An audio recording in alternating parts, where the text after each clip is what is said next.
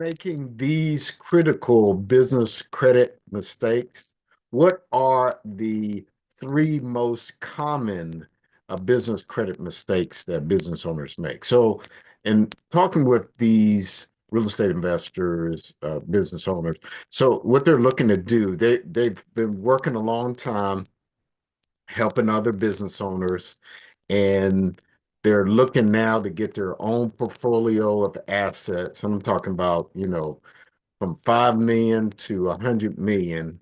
And one of the biggest challenges, even though they saved up some funds, is now they're like looking for like lines of credit and so forth to be able to do diligence and go to various these properties and talk to investors and that kind of stuff, to generate the necessary cash and opportunities that they're looking for. And I said, obviously, as you're looking to build this line of credit and get this line of credit, make sure you don't fall into these common traps. And number one is mixing personal as well as business finance, because the mistake in using personal credit cards or personal loans for business expenses, and the reason why that's an issue is it blurs the line between personal as well as business liabilities, and it affects both credit profiles. Because check this out, I had a business owner come to me. Well, actually, three different business owners. They recently s- built their business all on personal credit, and now they're like, we're trying to grow. We need some additional cash, and and they're looking at getting SBA loans. And typically with SBA loans, they typically don't like to pay off personal debt. And a lot of times, what you have to be able to do is show that the expenses that was was paid for business reasons. And it's hard to do that if you did that under your personal credit name or through your personal account. So the first solution is to open a business bank account and use business credit cards or loans or business related expenses. And, and number two, and that group that I was telling you about, I said the second mistake is not establishing business credit early. I mean, even before you even start your business venture, you should you do it.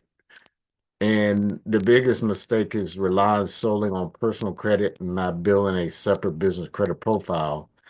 And even if you're like, I'm interested in making an acquisition later on or whatever, this is important because it's an issue because without a business credit history, securing larger loans or favorable terms becomes even more difficult. Because look at it, if they're buying assets and like these multi-million dollars, and you can save, let's just say a, a half of a point interest, that's like thousands of dollars over time. And cash flow, being able to get that net of cash flow. So the solution is to apply for vendor accounts as well as business credit cards as well as lines of credit that report to business credit bureaus like the Dun& and Bradstreets, the Experian, Equifax, the LexisNexis of the world, which we report. And then number three is missing or late payments. And the biggest mistake on that is failing to pay business credit accounts on time.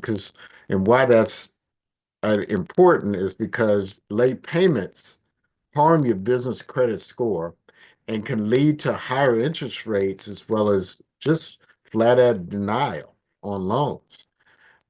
Because I have people come to me for startup loans, and by going ahead and uh, not only establishing early, but going ahead and paying on time will help. And the solution is to set up these automatic payments and reminders to ensure that those timely payments as well as where you maintain those good habits. Because look, these proactive situations can help build in steps to build your strong business credit as well as pave the way for better financing opportunities and growth down the line. Now, if you're just like, hey, Dominic, that sounds great, but where do I start? Where's the next steps? Well, definitely what you do is just join our Keys for Business masterclass, keysforbusiness.com, and we'll go through those steps and they're listed in the show notes below.